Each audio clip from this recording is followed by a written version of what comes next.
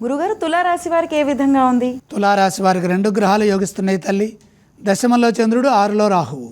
మనోబలం సంపూర్ణంగా ఉంది కాబట్టి మనోబలంతో నిర్ణయాలు తీసుకొని పనిచేయడం ద్వారా శుభం జరుగుతుంది. దశమంలో చంద్రుడు ఉన్నాడు, కృషిని బట్టి ఫలితం ఉంటుంది, మంచి జరుగుతుంది. బాగా కష్టపడాలి. ప్రతి విషయం లోతుగా ఆలోచించి నిర్ణయం తీసుకోండి. గ్రహబలం తక్కువగా ఉంది, కేవలం 2 గ్రహాలు యోగిస్తున్నాయి.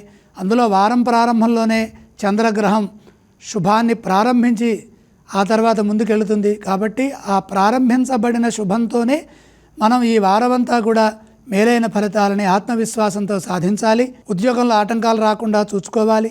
తోటి అధికారులతో సౌమ్యంగా మిత్రభావంతో వ్యవహరించండి. వివాదాలకు దూరంగా ఉండండి. మీ చిరునవ్వే మీకు అదృష్టాన్ని తెస్తుంది. ఎక్కడ ఇబ్బందికి గురి కావద్దు, నిరుత్సాహం చెందవద్దు.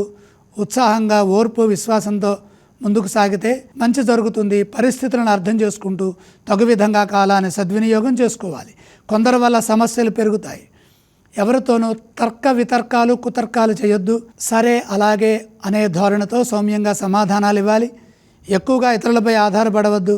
మొహమాటంతో ఖర్చులు పెరగకుండా చూసుకోండి. వ్యాపారంలో జాగ్రత్తగా ఉండండి. రుణ సమస్యలకు అవకాశం ఉన్నది. 1కి 2 సార్లు ఆలోచించి వ్యాపారంలో పనిచేస్తే మంచి జరుగుతుంది. మంచి జరగటం కోసం ఇష్టదైవాన్ని ప్రతిరోజు మనస్సులో ఆ దైవ నామస్మరణ చేస్తూ ఉండండి. గురుగారు, ఏ స్తోత్రాన్ని పఠించాలి రాశివారు? తులారాశి వారు నవగ్రహ శ్లోకాలు వారంలో ఒకసారైనా చదువుకోవాలి. తులారాశి వారు ఏ ఏ ఆలయాలను సందర్శించాలి? నవగ్రహాలని దర్శించండి. అలాగే ఈ రాశి వారు ఏవేవి దానం చేయాలి గురుగారు? నవధాన్యం అగ్నికి అర్పించండి.